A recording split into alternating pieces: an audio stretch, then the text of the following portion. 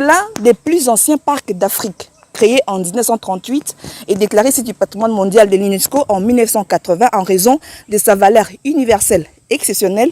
Mesdames et messieurs, bonjour et bienvenue à ce numéro Objectif Vert qui s'ouvre ici, dans le parc national de la Garamba. Nous nous trouvons ici dans la province du Haut-Ouélé, située dans le nord-est de la République démocratique du Congo, pour parler de ces beaux bijoux, de ces patrimoines mondiaux de l'UNESCO, pour parler de cet endroit qui est considéré comme un temple de la conservation ex situ. Je ne serai pas seule, je vais pour cela inviter sur ces plateaux de circonstances, comme on appelle ça, le commandant Lab, la lutte anti-braconnage, et un des conservateurs de ce parc national de la Garamba. Mais avant de poursuivre, suivez cet élément et on se retrouve tout juste après. Un des plus anciens parcs d'Afrique, le parc national de la Garamba, situé au nord-est de la RDC, s'étend sur une superficie de 5133 km². Il est constitué d'une mosaïque d'habitats des forêts tropicales denses et des savanes, entourées par 3 domaines de chasse dont Gangalabodio, Azande et Mondo Missa. Ces derniers considérés également comme des aires protégées de catégorie 6 selon la classification de l'Union internationale pour la conservation de la nature, portant ainsi la superficie totale du complexe de la Garamba à 14 760 km². Cet ensemble abrite donc une biodiversité exceptionnelle, dont la plus grande population d'éléphants et la dernière population en RDC des girafes du Kordofan. Le PNG fait partie des 9 parcs nationaux et réserves apparentés dans les domaines des chasses et réserves de faune, couvrant ainsi une superficie de près de 312 139 km², soit 13% de l'étendue du territoire national, sous la gestion de l'Institut congolais pour la conservation de la nature ICCN. En 2005, un partenariat public-privé a été signé entre l'ICCN et African Parks pour améliorer la sécurité et la stabilité du paysage de la Garamba, afin de renforcer sa viabilité sociale, économique, mais surtout écologique. Voilà, je l'ai dit dans les annonces, je ne serai pas seule pour parler du parc national de la Garamba. Vous voyez à côté de moi, il vient d'arriver, c'est le conservateur Pascal Adrio. Je vais le laisser lui-même se présenter. Dites-nous bonjour. Bonjour, Madame Ferra. Est-ce que les téléspectateurs qui sont en train de vous suivre peuvent vous connaître? Oui, bien sûr, bien sûr. Oui, je suis conservateur, Adrio Angwezi Pascal, responsable de la lutte anti-braconnage et commandant détachement corps PPN au PNG. Commandant détachement ou corps PPN, on va en parler plus tard, mais revenons d'abord sur le parc national de la Garamba et son potentiel, on va dire, en termes de biodiversité. Le parc de la Garamba est l'endroit où on trouve la plus grande population d'éléphants, mais surtout la dernière population vivant en RDC des girafes du Kordofan. À part ces deux espèces, on va dire, pour le moins magnifique, qu'est-ce qu'on peut trouver en plus dans ce parc national de la Garamba? Oh, ça c'est une bonne question, c'est la question d'actualité d'ailleurs. Elle est d'actualité tout simplement parce que les gens n'ont pas mis de temps à connaître donc, le parc national de la Garamba. À vrai dire, l'une des raisons qui a fait que Garamba soit inscrit sur la liste du patrimoine mondial de l'UNESCO, c'était bien sûr le fait qu'elle regorgeait les 4 mammifères. Malheureusement à l'époque, ceux qui travaillaient d'ici n'avaient pas pris en compte les buffles, qui aussi l'aident donc des grands mammifères. Okay. Mais ces 4 mammifères à l'époque sont les rhinocéros blancs du nord que nous avons perdus. Et il y a les éléphants que vous avez cités, il y a bien sûr les girafes et l'hippopotame. D'accord. Ce sont les 4 mammifères qui font que c'est pas que soit inscrit au site mondial de l'UNESCO? Oui, dès le départ, c'était en fait ça, l'aide des critères auxquels Garamba avait répondu pour être inscrit sur la liste du patrimoine mondial de l'UNESCO. Mais ce n'était pas seulement ça. Et l'autre raison, c'est toujours dans l'ordre de la diversité biologique, Garamba en fait, a une sorte aussi d'habitat qui permet, je dirais, une collection vraiment des animaux et à venir y habiter. C'est comme nous avons vu lorsque nous étions allés à PK15, qui est les sanctuaires de rhinocéros pour quelques temps, bien sûr, l'état d'acclimatation. Vous avez du coup, dès le départ, compris qu'il y avait différents types d'habitats comparativement donc, à celui du domaine des chances et de la partie intégrale. D'accord, mais quand vous parlez de domaine des chasse, partie intégrale, ceux qui nous suivent ne comprennent pas. Alors, Garamba est étendu sur, on va dire, un peu plus de 5 000, je pense. Avec les domaines des chasses, ça fait 14 000, n'est-ce pas? Alors, qu'est-ce qu'on peut avoir, comment je dirais, les zonages exacts? Donc, le parc de Garamba est entouré de trois domaines de chasse, c'est ça? Oui. Alors, ça se passe comment? Comment est situé géographiquement le parc de Garamba? Le parc national de Garamba est situé au nord-est de la République démocratique du Congo, mais c'est sur 3 territoires. Territoire de Dungu, Faraj et Ouattara. D'accord. Sur 4 chefferies, 13 groupements. D'accord. Allez-vous comprendre que c'est l'une des plus grandes aires protégées aussi en RDC. Est-ce qu'on peut parler des complexes Garamba finalement? Parce que si c'est autant étendu. Et effectivement, c'est là où je devrais d'ailleurs aboutir. Oui. Et ces concepts complexes est juste venu le fait qu'il y a Garamba est composé de la partie intégrale et les 3 domaines de chance. Donc, qui sont domaine de chance de Azandé, à l'ouest de Garamba, domaine de chance de Gangalabodio au sud et domaine de chance de Mondo-Musa à l'est. Alors, mais ça veut dire quoi, domaine intégral? Domaine, ça veut dire quoi? Voilà. Zone intégrale, ça veut dire quoi? Voilà. La zone intégrale pour Garamba, par exemple, Oui. c'est la partie centrale. D'accord. Qui est selon l'Union internationale de la conservation de la nature et des catégories D, où la plupart donc, des activités sont interdites, sauf des activités à caractère soit scientifique ou de l'opération, ou de la maintenance touristique et machin.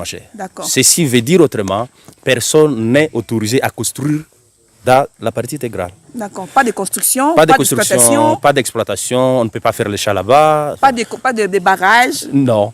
Comparativement ou contrairement au domaine des chances, qui est selon toujours l'Union internationale de la conservation de la nature. UICN donc. UICN, voilà. En anglais c'est plus facile, voilà. En anglais c'est IUCN. Ok, voilà. Pour les anglophones. Oui, selon IUCN, donc les domaines de chance est de catégorie 6. D'accord. Où la plupart des activités humaines sont autorisées. D'accord. La plupart. Mais, la plupart. D'accord. Sauf la culture pérenne, par exemple. D'accord. La culture pérenne, elle n'est pas autorisée. Mais dans les domaines de chance, ce n'est pas seulement la culture pérenne, mais l'exploitation minière. Elle est aussi interdite. Oui. Même dans les domaines des chasses. Exactement.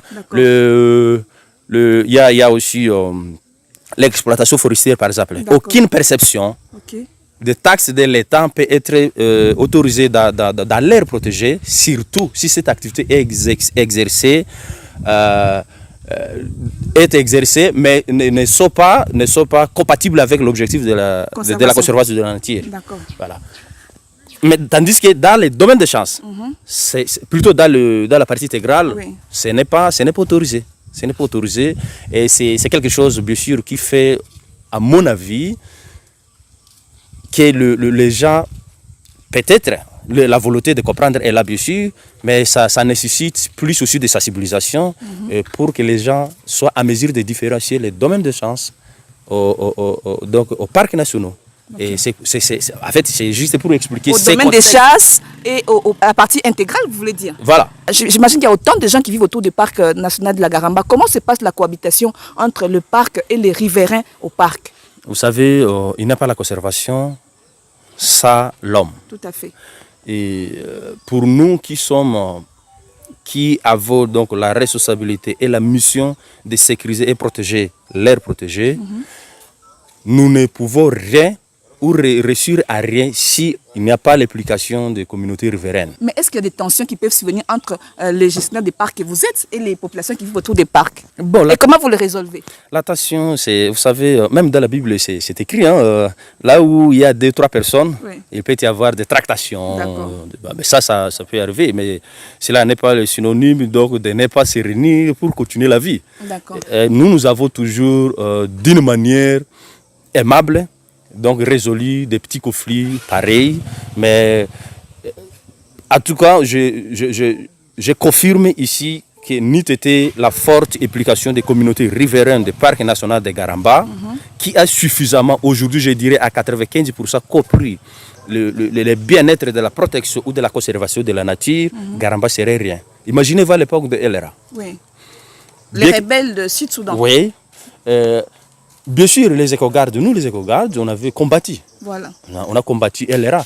Mais on y est arrivé à ce que nous vivons aujourd'hui parce qu'il y avait l'application de communauté. Le concours de la communauté riveraine. Exactement. Alors, vous êtes arrivé là où je devais arriver juste après. Vous parlez des éco-gardes. Est-ce que cela justifie la tenue que vous avez? Parce qu'on me dit, mais comment est-ce qu'il parle environnement avec quelqu'un qui est habillé en militaire? C'est quoi cette tenue? Qui est-ce qu'il est? Qui sont les éco-gardes? Quel est votre travail? Et pourquoi vous devez vous habiller comme ça? L'éco-garde, que je le suis. Voilà. Donc, je suis le gardien d'écologie. D'accord. Éco-garde, c'est juste le fait qu'on aurait dû commencer par les gardiens de l'écologie. D'accord. Voilà. Comme on est écourté, voilà. Donc on a commencé par éco-garde. D'accord. Donc, c'est-à-dire, nous avons comme travail de garder l'écologie. Or, l'écologie, c'est tout ce qui nous entoure. Tout à fait. Ceux qui vivent et ceux qui ne vivent pas. D'accord. Et se simuler donc à l'environnement, n'est-ce pas? C'est ce qu'il fallait dire. Voilà. Mais pourquoi garder cette écologie? Pourquoi? Parce que il y a les activités anthropiques qui pèsent sur la nature. D'accord. Plus le nombre de la population s'accroît, plus les besoins aussi à l'accès aux ressources naturelles s'accroît.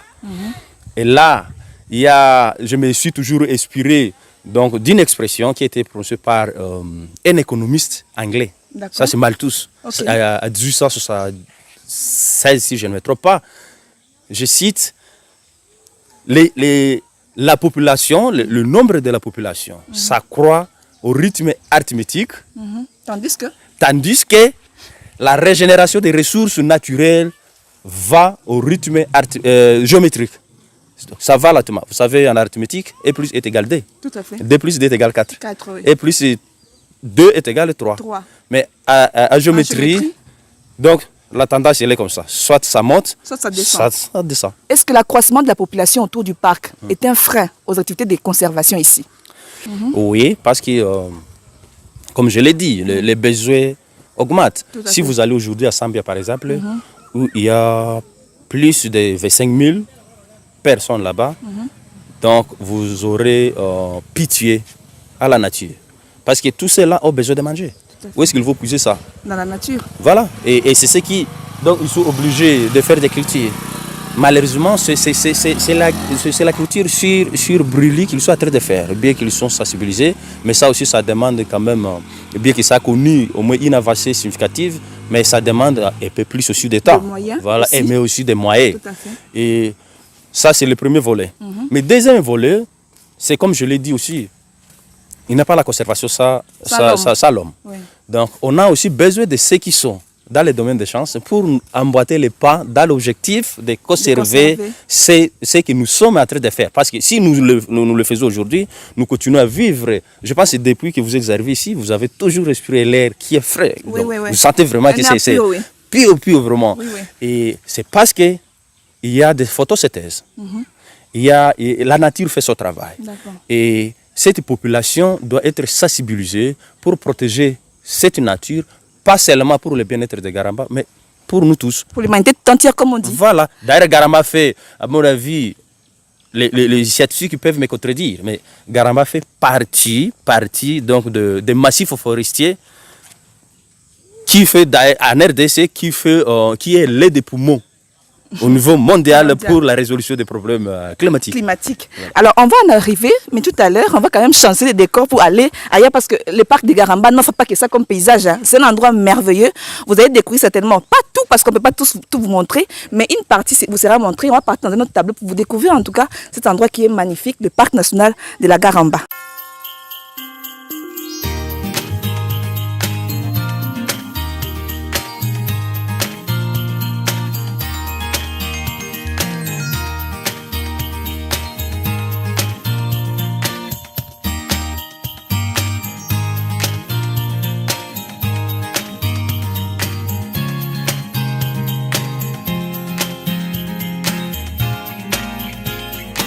Vous disiez que nous sommes où ici précisément? Nous sommes dans la station de Naguero. Naguero, c'est le siège? Oui, Naguero, c'est la direction en fait, la direction donc du Parc national de Garamba. Et qu'est-ce qu'on trouve ici à Naguero? Naguero, nous avons en fait tous les services, tous les départements.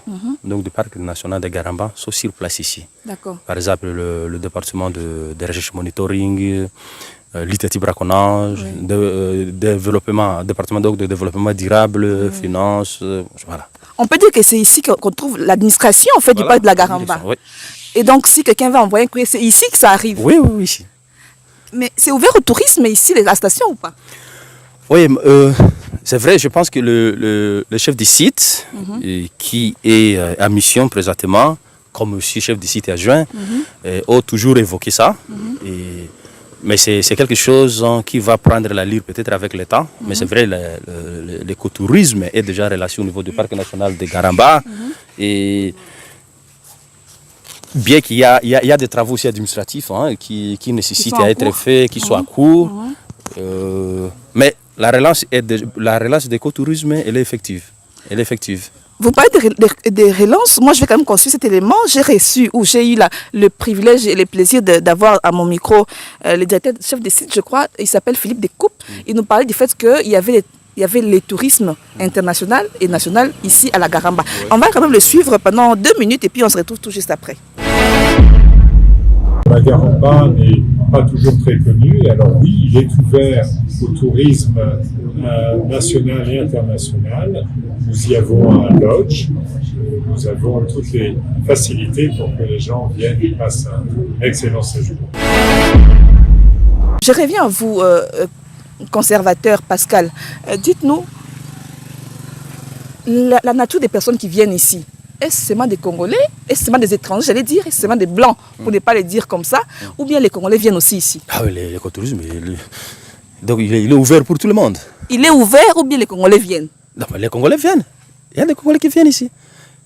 Vous savez que ces derniers temps, presque chaque week-end, nous recevons des visiteurs qui viennent de gauche à droite, plus particulièrement des Congolais, qui viennent passer les beaux moments auprès de la nature, qui est encore naturelle, ici au niveau des lodges. Donc, nous avons vraiment un logement très, très, très, très merveilleux qui nécessite à être visité, bien sûr. Et par cette occasion, je profite là, à tout cas ces messages de bienvenue à tous ceux qui désireront venir visiter Garamba. D'accord. Alors, il y a tellement de choses à dire. Je vois que derrière nous, il y a des enfants qui marchent. On veut comprendre, ces enfants, ils habitent dans les parcs ou bien ils habitent à Naguéo, mais c'est comment ces enfants qui marchent là, toutes ces populations qu'on voit tourner autour de nous. Bon, là, ça me renvoie à vous réexpliquer ce que j'avais dit. Il n'a pas la conservation sans l'homme. Et nous aussi, nous avons nos familles. Bien sûr, les cas à ces règlements aussi. Mais néanmoins, présentement, les enfants sont en vacances. Les enfants sont en vacances et c'est comme ça que vous pouvez voir plus d'enfants ici. Mais dès que l'école va reprendre, plus tard, fait août ici, en tout cas, tous vont partir. Ils étudient tous ailleurs. Bien que nous avons une école quand même sur place ici. D'accord. Voilà. Mais alors, cela veut dire que l'endroit est sécure s'il y a des enfants. Ici, c'est la sécurité. Oui, il y a la sécurité. Mais ceci n'exclut pas donc, les hypothèses, par exemple, selon lesquelles il peut y avoir de l'incursion de braconniers sud-soudanais, ou même le passage, par exemple, donc, de groupes armés, comme Nance, du côté sud-Soudan. Mais il n'arrive quand même pas dans la station. D'accord. Voilà. Ça, c'est quand même rassurant, ça. Oui, c'est rassurant. Donc, on peut dire que comme il y a des éco-gardes qui sont en train de sécuriser ici, les braconniers sont tous partis. Les mouvements rebelles ont peur de passer par ici. Bon, je ne pense pas qu'il fallait dire qu'ils sont tous partis, parce que les besoins donc, à l'accès aux ressources, il est illimité. Tout à fait. Donc, permanent. Permanent. Les gens continueront toujours à venir. Mais nous avons, en fait, le travail, les efforts qui ont été consentis ensemble avec les communautés riveraines et les autorités politico-administratives de la région, et pourquoi pas la dimension aussi nationale, ont permis à ce qu'il y ait une baisse très sensible et considérable donc, de taux de débraconnage. Ah, ça c'est une bonne nouvelle quand même. Oui. Alors on va partir pour la deuxième partie, la dernière partie de cette tranche écologique objectif vert. Malheureusement, on est en train de tendre vers la fin avec le conservateur Pascal dans une autre partie du parc national de la Garamba. Voilà arrivé, on va dire, dans la dernière partie de cette émission Objectif Vert. Conservateur Pascal, dites-nous, vous parliez dans la première partie de cette émission, dans l'autre partie, ou précédemment, je vais dire ça simplement comme ça, que Garamba abritait une forêt, voilà, il abritait les forêts et tout et tout. Qu'en est-il de la participation de la contribution de Garamba en tant qu'aire protégée dans la lutte contre le changement climatique? Oui, comme je l'ai dit dans la première partie, d'abord les fêtes de garder plutôt la nature telle qu'elle est. Prenons la partie centrale ou la partie intégrale.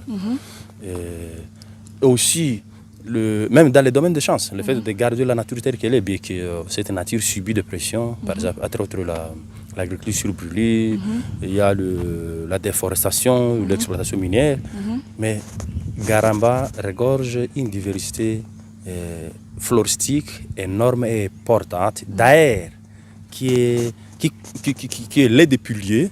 Moi je dirais l'aide des piliers donc de massifs forestiers de la RDC pour combattre donc le changement climatique.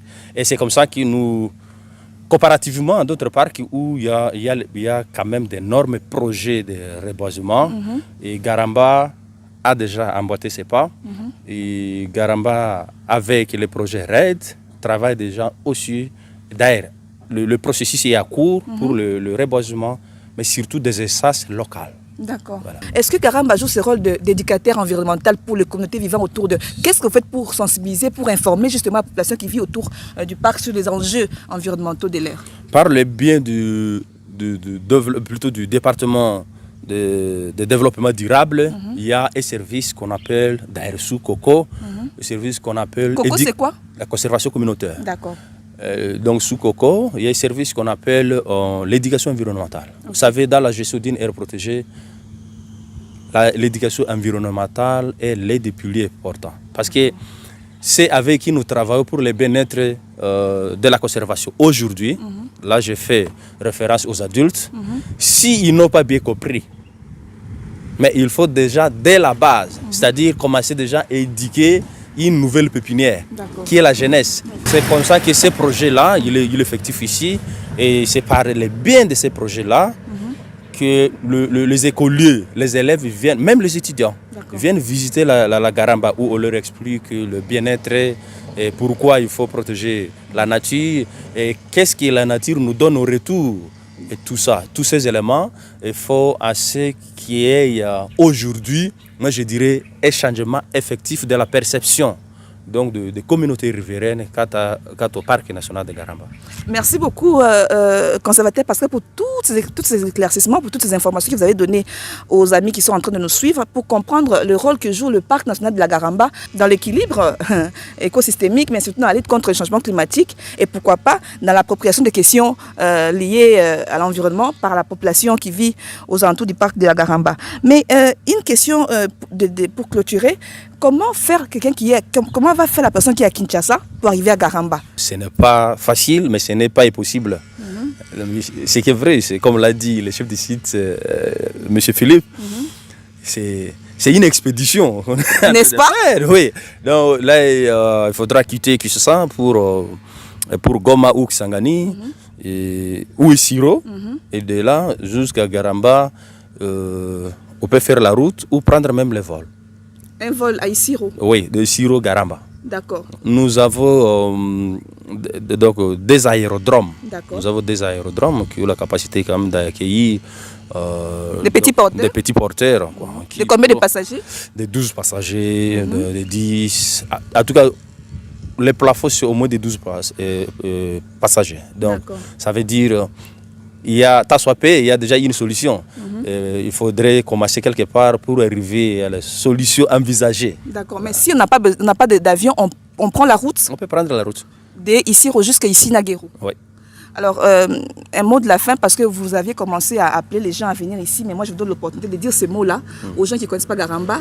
Qu'est-ce que vous leur dites de venir, de faire comment, voilà, qu'est-ce qu'ils peuvent savoir? Vendez Garamba. Voilà. Bienvenue une fois de plus à tout le monde qui désirera venir visiter le parc national de Garamba, qui est l'un des bijoux écologiques donc, à travers la RDC, sous réserve donc, de chef de site et adjoint et le directeur général de l'ICCN. il y a possibilité de venir visiter la Garamba. Et ces questions que nous allons partager par votre entremise, bien sûr, parce que vous, de personnalités, de médias, vos informations relayées sont plus captées par plusieurs personnes, mais que nous, qui sommes peut-être concentrés dans la brousse surtout. D'accord. Voilà. On va saisir cette occasion, n'est-ce pas, pour vous passer des coordonnées contacts qui permettront que les clients potentiels puissent être en communication, les touristes puissent communiquer directement avec les responsables d'écotourisme au niveau du parc national de Garamba. Merci beaucoup Pascal Adrio. Je rappelle que vous êtes conservateur ici au parc de la Garamba. Vous êtes également coordonnateur de la lutte anti-braconnage. Vous êtes commandant de détachement du corps de protection des parcs nationaux. Voilà. Est-ce qu'il y a à ajouter? Non, Maman Ferra, merci beaucoup pour me donner cette occasion aussi, d'ailleurs une occasion à laquelle je ne m'attendais pas, et pour parler épais de Garamba, que j'ai des formations peut-être à 10% seulement, au nom donc de la délégation, pas la délégation, mais plutôt du personnel du parc national de Garamba, en général, mais plus particulièrement les éco-gardes ou les détachements corps pépin. Nous souhaiterions voir les autorités venir visiter elles aussi, le parc national de Garamba. Les ministres du tourisme, de la communication, le président de la République, pourquoi pas? Pourquoi pas? C'est chez lui. Donc Garamba est chez tout Congolais qui est en RDC ou qui vit en dehors du pays.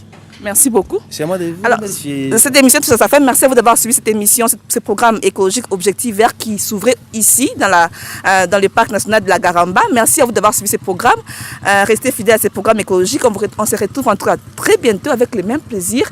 D'ici là, portez-vous bien, prenez soin de vous, mais surtout de votre environnement. Au revoir.